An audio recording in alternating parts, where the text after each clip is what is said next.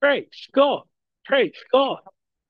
God is good all the time. And all the time. God is good. Praise God. Praise God. Isang mapagpalang araw sa bawat isa sa pagkakataong ito. Tayo po ay dudulog, lalapit sa ating Diyos na buhay ng may pananampalataya na kung saan may dalawa o tatlo na nagkatipon sa kanyang ngalan. Naroon siya sa kanilang kalagitnaan. Sa araw na ito, tayo po ay dudulog sa Panginoon sa ngalan ng bayan ng Peña Blanca sa probinsya ng Cagayan. Ating hihilingin na maitatag ang altar ng ating manunubos sa bayan ng Peña Blanca. May mudag sa atong mga kaigsuunan diha sa Visayas ug sa Mindanao. Bisan pa katong atong mga kaigsuunan nga ana sa Luzon ug sa laing nasod. Dalaygon ang Ginoo sa walay katapusan. Ang atin pong pagsambay mula sa Aklat ng Mga Awit, 78 kabanata.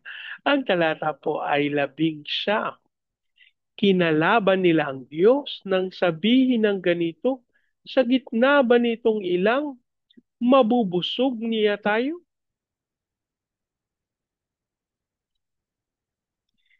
Kinalaban nila ang Diyos nang sabihin ang ganito, sa gitna ba nitong ilang mabubusog niya tayo? Iginalaban nila ang Diyos nang sabihin ng ganito, sa gitna ba nitong ilang mabubusog niya tayo?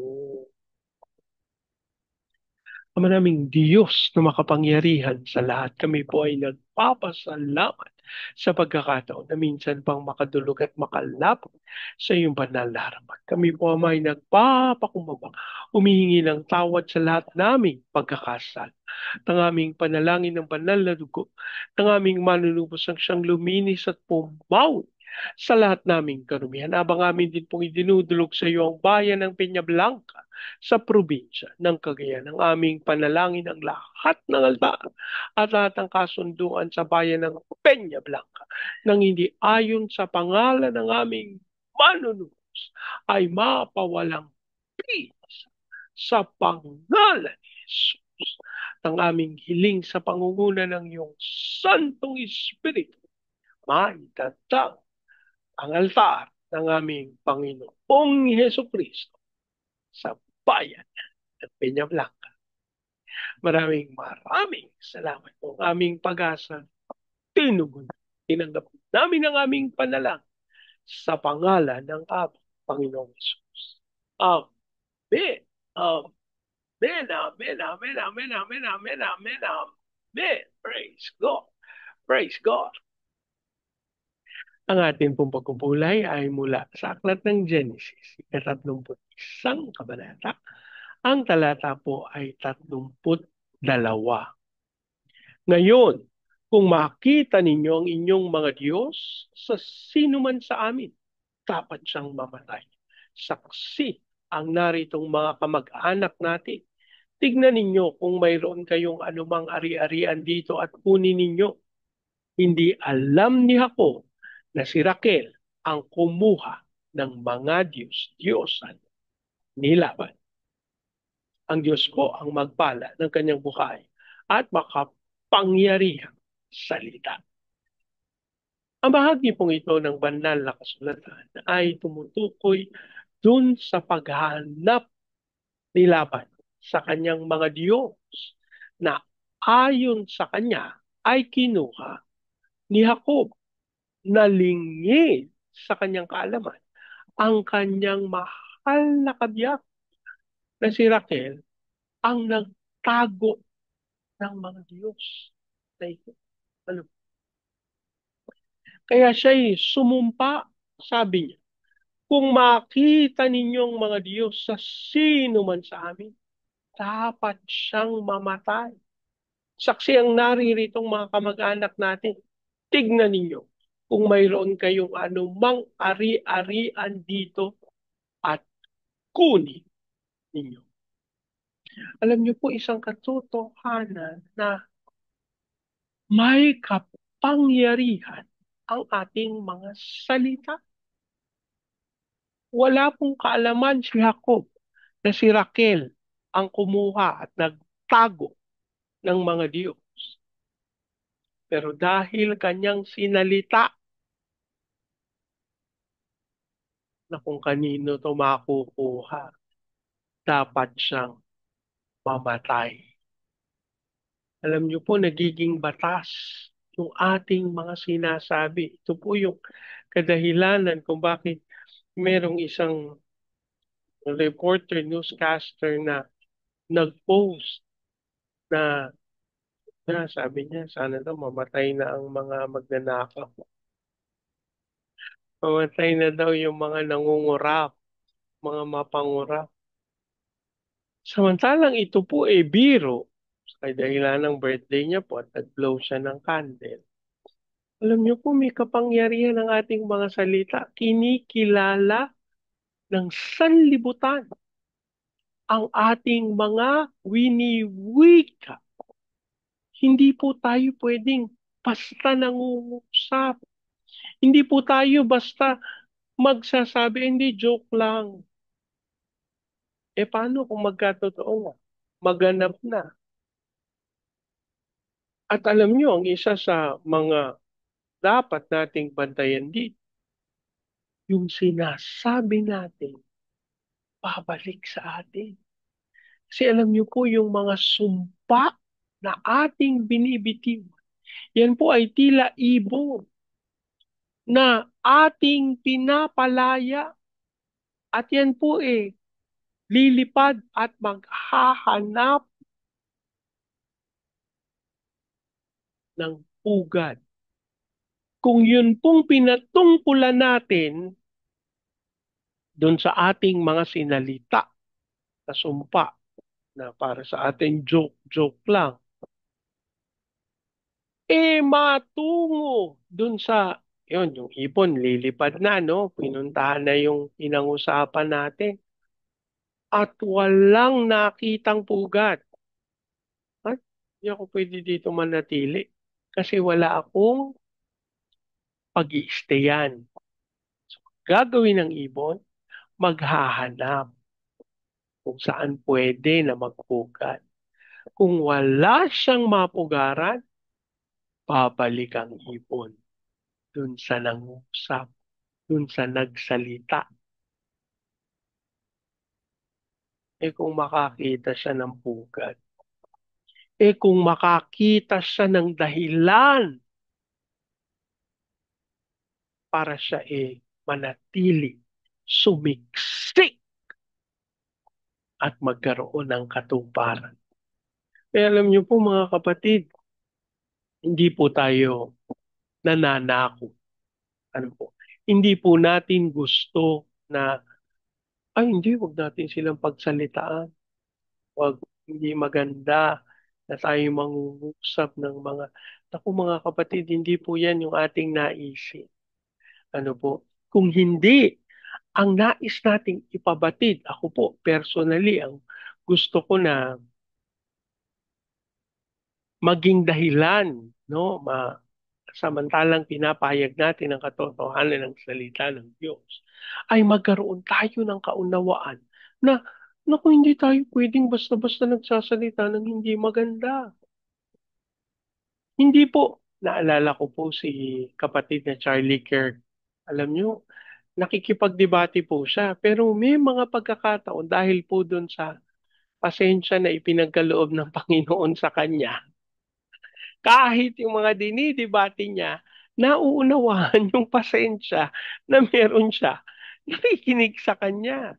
Alam niyo po, napakahalaga na meron tayong taglay na karakter ng ating Ama. Ito po yung diniscuss natin kahapon, di ba yung sinabi ko na patungkol dun sa silver na hinihintay nung refiner ng silver na masalamin siya, na makita niya yung kanyang sarili dun sa silver na kanyang ginagawa. Mga kapatid, kamusta tayo?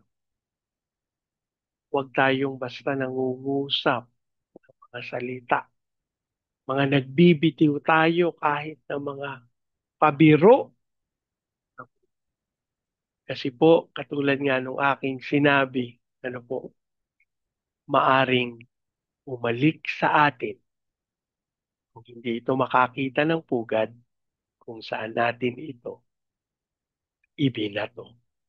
Nalangin tayo. Ama naming Diyos na makapangyarihan sa lahat, kami po ay nagpapasalamat sapagkat ang inyong salita ay katotohanan. Kami po amay nagpapakumbaba, umingi ng tawad sa mga pagkakataon na binaliwala ng iyong mga anak, ang mga pangungusap, nagbitiw ng mga sumpa sa paraang pabiro. Pero Panginoon, lingid sa aming kaalaman, sa Espiritu, katotohanan ang aming winika. At naging dahilan nito kung bakit magkaroon ng kaganapan, nagkaroon ng katawan, nagkaroon ng buhay, at naganap yung sumpa na aming pinitipan. Ama, kami po ipatawarin mo. At sa pangalan ni Jesus ang aming hiling, patuloy mo kaming kalooban ng karunungan.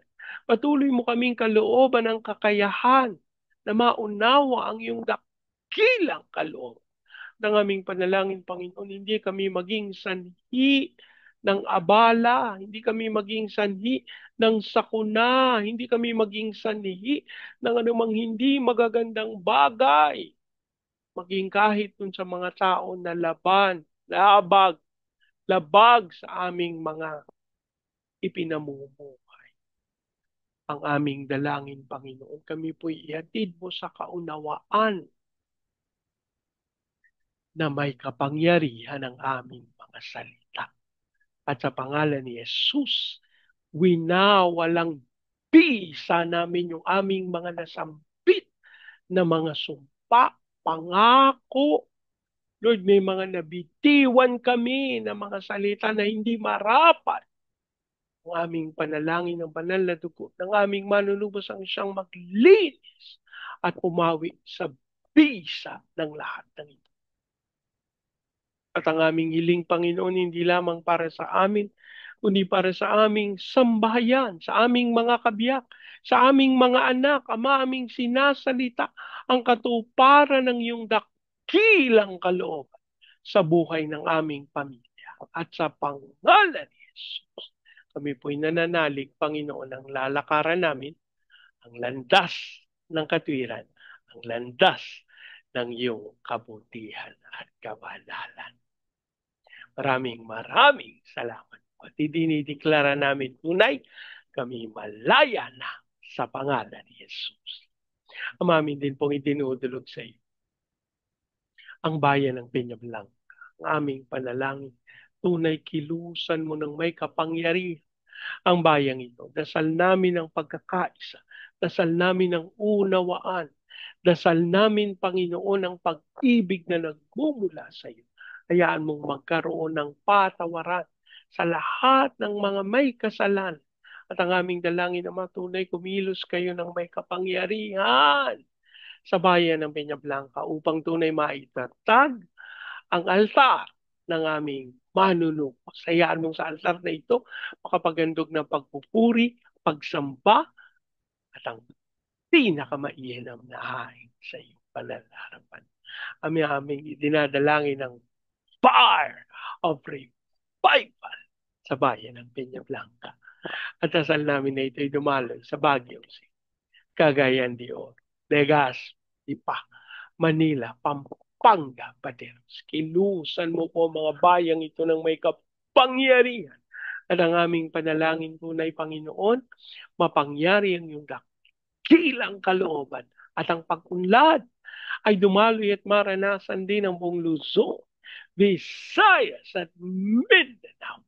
Idinideklara namin yung tawag mo sa amin to be the launching pad of the gospel, to be a missionary, sending country, and to be the America of Asia in the height of its glory.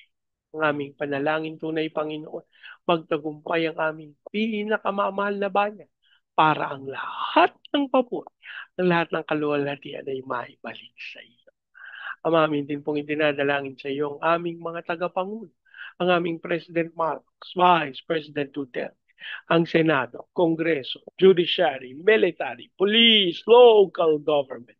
We declare the fear of the Lord na maghahari sa aming gobyerno. At tunay ikaw ang hanapin at hilingin na manguna bilang Diyos at tagapagligtas.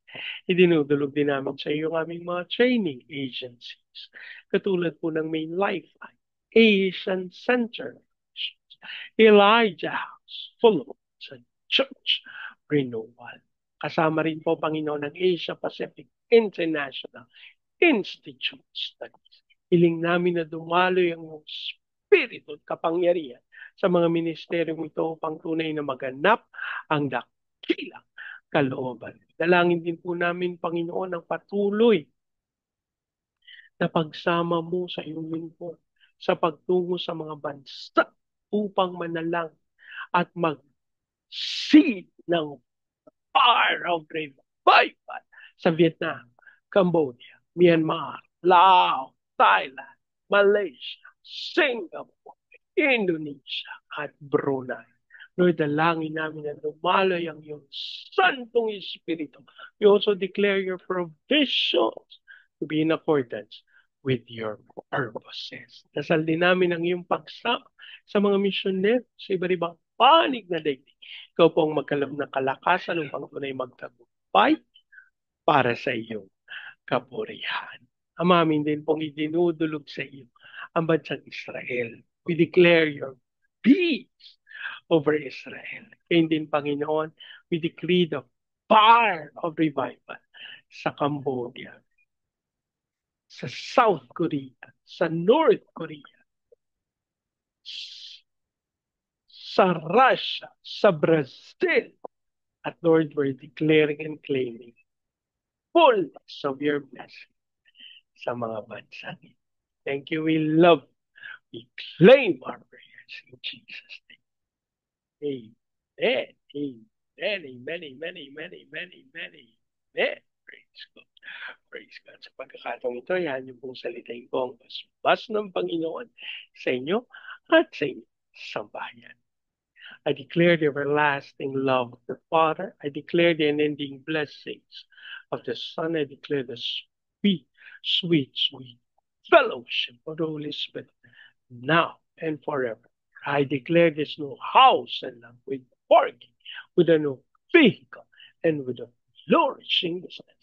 In Jesus' name, amen, amen, amen, amen, amen, amen, amen, amen, amen. Praise God. Praise God. Hanggang sa susunod, sama-sama natin ideklara, God bless the Philippines big time. And so we declare to God be all the glory in Jesus' name. Amen, amen, amen, amen, amen, amen, amen. Praise God. Praise God.